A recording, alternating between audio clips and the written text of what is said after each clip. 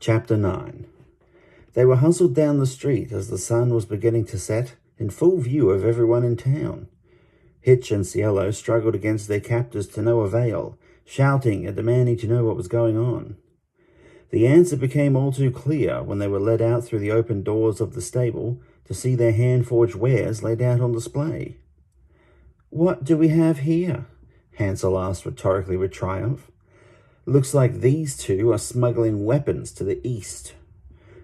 They paused to let the allegation sink in. "I'm a smith, you idiot," Hitch growled. "So you admit these are yours?" The official practically spat. "I forged them." Hitch struggled against his captors, knowing that whatever he said, it would be twisted and used against them. "So you come to our town, your caravan loaded with dwarven weapons destined for foreign enemies." He turned to face Cielo. "In the company of a human." The word fell out of his mouth with bitter disgust. He struck her across the face, the backhanded blow catching her off guard. She scrunched up her nose, willing herself not to cry, even as her face began to redden and swell. "Bastard!" Hitch roared, causing the official to stumble back for a moment. "Fatherless sons of whore mothers!" Hitch redoubled his efforts, twisting and turning in his captor's grip. He lifted his legs, letting his weight carrying him to the floor. His captors bumped into each other over the top of him for a moment before he sprang up, pushing off the floor as hard as he could to bring the top of his head up into the jaw of one of the dwarves above him.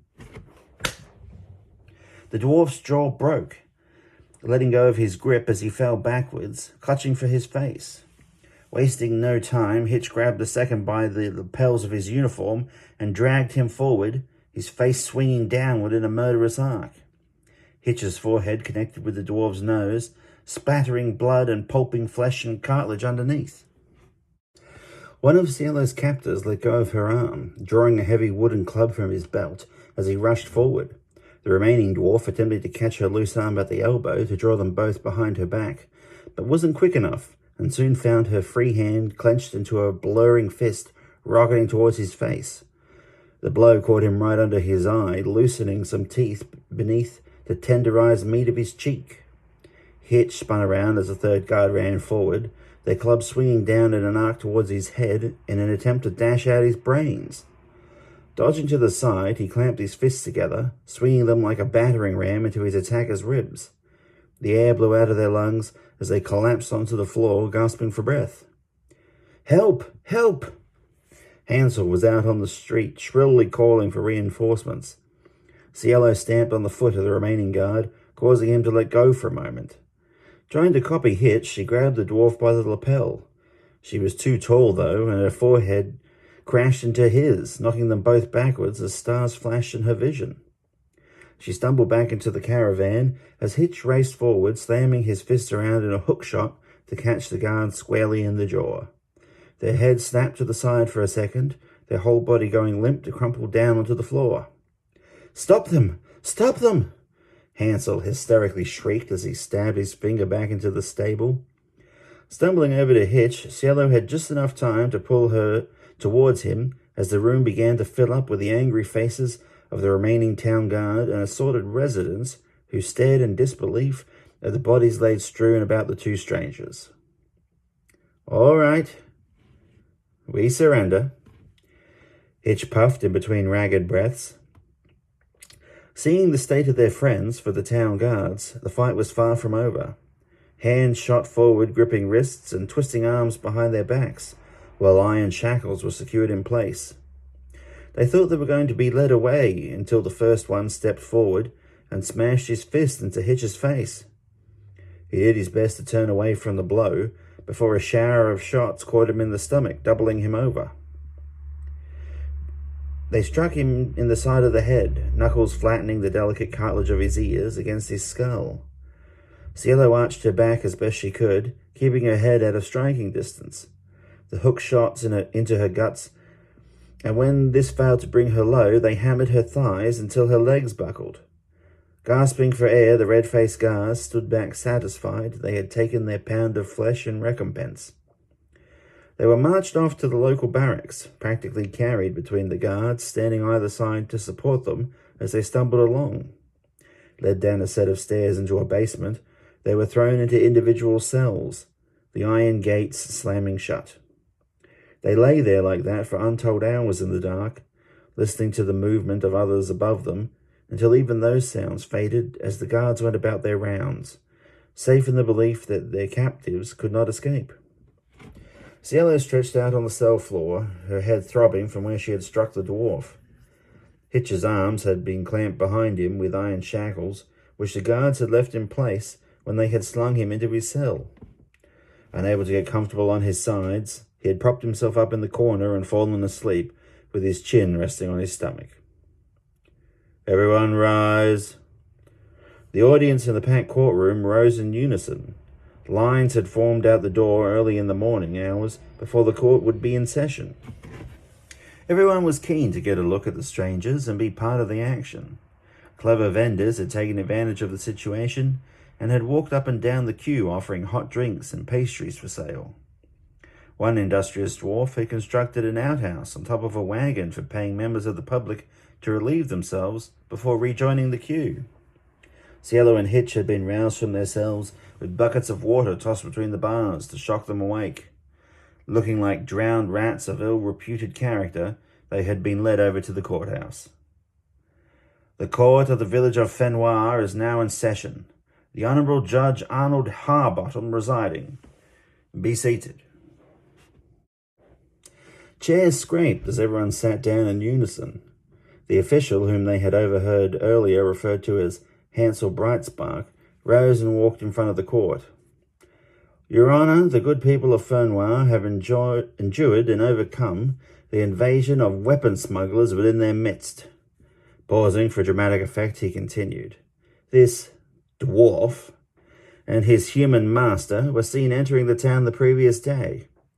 Sensing they were of a low character, I took it upon myself to investigate the reason for their being here. You could only imagine my shock and dismay when I learned of the cache of high-quality dwarven weapons in their possession. The audience gasped and began muttering amongst themselves. There can be only one reason, they stuck their finger up into the air, for such goods to be travelling so far to the east. They had paced to one side of the courtroom before spinning in place to head back across the floor. And that is to sell these good dwarven wares into the hands of the lesser races so that they might be used against us. The volume of their whispering shot up until the judge was forced to strike his metal hammer against a small hanging bell, the ringing sound silencing everyone in an instant. I just give thanks that we have foiled their plot in time before good dwarven lives are put at risk. Hitch started to rise. I was taking my goods to market. I'm a blacksmith. The judge cut him off. That you made the goods is not in question or up for debate by this court, but what you intended to do with them, which is plain enough for everyone to see. Every good dwarf? Hitch asked, unable to hide the sarcasm in his tone. For a moment, the Right Honourable Hairbottom turned from pink to purple before hissing through his gritted teeth. Good dwarves, like the people of Fenoir, are the only reason why the dwarven race as a whole has continued to endure, despite our cousins of the lower hills and plains doing their best to consort with the lesser races of Kryn. Now it was Cielo's turn to leap to her feet, her heart filled with righteous rage. What would any of you here know about being a good dwarf? My Hitch has taught me the ways of the forge, as they are of Rerox. We have fought through dragon men and giant serpents. We have communed with Rerox in his holy shrine. I was proud to think myself a dwarf in spirit until I find myself among the likes of you. Slamming his hammer against the bench top, the judge leapt to his feet as he thundered. Silence, human! You will not pollute this court with your filthy human lies. You are both sentenced to serve in the Kalfen Kumar silver mines until it is deemed you have repaid your debt to society. Hands clamped onto shoulders and arms squeezing and twisting their struggling captives as they were propelled from the courtroom to the thunderous jeering of those assembled. A popular joke among hill dwarves was that wire was invented by two of Fernoir's founding fathers fighting over a copper coin. Always on the hunt for cost-cutting measures regarding anything which may dare to eat into their already eye-watering profits, the council had taken the step of exclusively employing penal labour in a move that amounted to slavery by any other name. Travellers, hoping to resupply as they passed through, might soon find their visit extended indefinitely upon being arrested on trumped-up charges for committing crimes both real and imagined. The Calfin Kuma silver mine was located less than a day's march from the village of Fenoir in the southern Dargar Mountains, and was owned and operated for the sole enrichment of their ruling council. The back-breaking labour was performed in cramped, humid conditions deep below the surface of a world that had long forgotten about those unfortunate souls that found themselves scraping and chipping away at stones so dense it would bend iron like a reed before an afternoon breeze. In places, the tunnels were so tight the only way to make any progress was with hardened steel chisels and short-handled sledgehammers.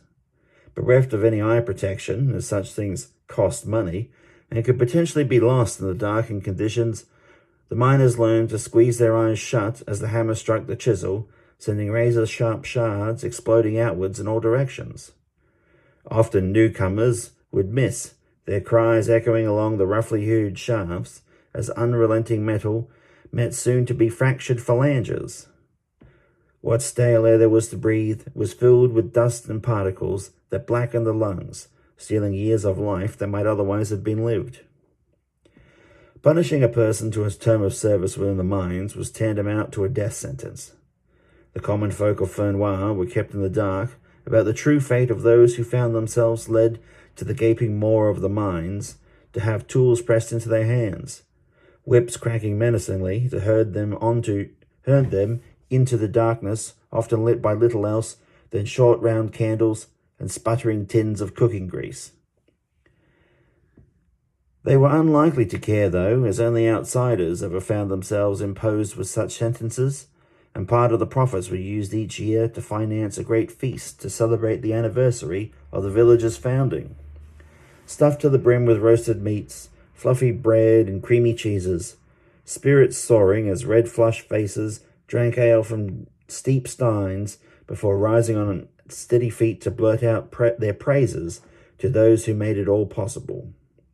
Despite the fact that the members of the council were elected officials, once a dwarf had secured their seat, they were all but guaranteed of keeping it for life before passing it down like a birthright to their sons, and in some cases, even daughters. They held tightly to the reins of power, as they always did, with the same tried and true method employed by their forebears. Point to the strangers, decry the dangers, hand out the rocks, tally the ballot box. The Clubber Kenda policy had proven a real hit, as it were, with the voters in the last election, ensuring the same familiar faces sat on the council for another year. Life was good for those born and raised within the pristine Alpine village, but appearances could be as deceiving as the people in power. The streets were kept clean during the day, and the town guard patrolled the lamp-lit lanes at night. Children slept soundly in their beds, and a dwarf could pull on his pants with pride, kissing his wife goodbye before heading off to another working day. Criticisms of the council were few and far between, whispered among friends who looked around nervously to ensure no one had overheard them.